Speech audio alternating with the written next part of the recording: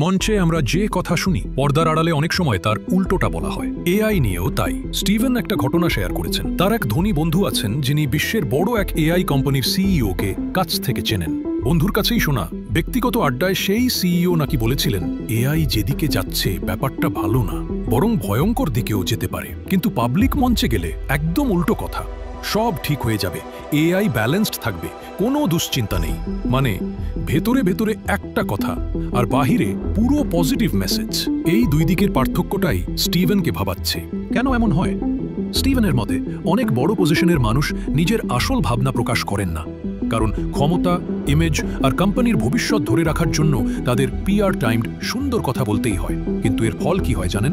আসল ঝুঁকি নিয়ে খোলামেলা আলোচনা কমে যায়, মানুষের প্রতি সহানুভূতিও কমে যায়। তাই এআই নিয়ে বড় বড় আশ্বাস শুনলে শুধু শিরোনামে ভরসা করবেন না, বরং দেখুন কে বলছে, কোন কনটেক্সটে বলছে, আগের কথার সঙ্গে মিলে কিনা।